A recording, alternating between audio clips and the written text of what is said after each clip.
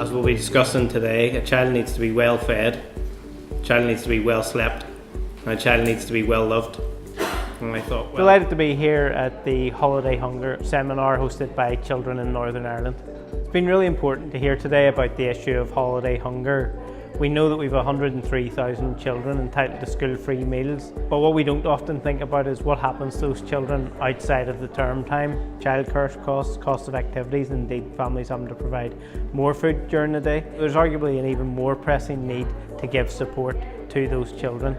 We've got a great Children in Northern Ireland pilot taking place in Portadown. We now need to look at the evidence from that, the evidence from Great Britain, and start to mainstream these types of programmes to ensure that we tackle holiday hunger. And the results of my research will be able to provide or direct holiday hunger programmes in the future. I'm delighted to be here today at the Children in Northern Ireland conference to talk about my research regarding rural food poverty, and that how we want to create an at-risk food index and then map this risk index throughout the whole of Northern Ireland, and in doing so that we will provide targeted interventions to those most in need and those underserved communities who have difficulty accessing food in Northern Ireland.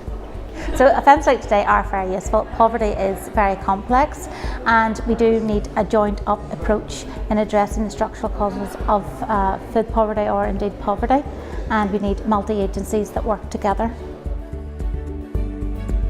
And our overall aim of that, you can see, is to try and establish a holiday hunger model that could be replicated across Northern Ireland. So we're very interested in looking to see what makes up, if you like, the key components of a effective intervention in terms of holiday hunger.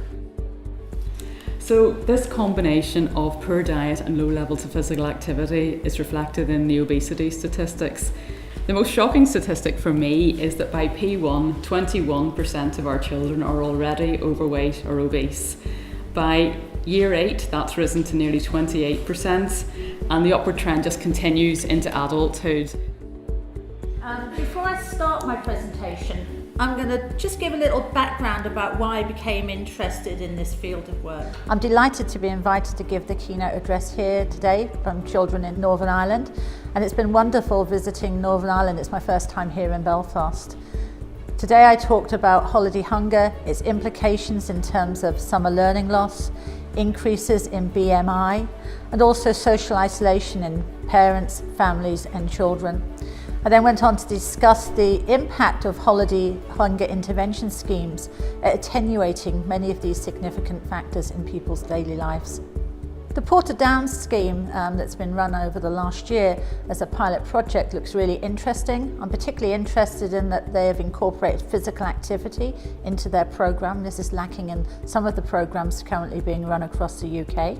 And I'll be speaking to the organisers of Portadown to follow up how we can actually be involved in assessing the impact of that scheme, both for the pilot scheme but also how to expand it and looking at the core and necessary factors to provide provision across Northern Ireland.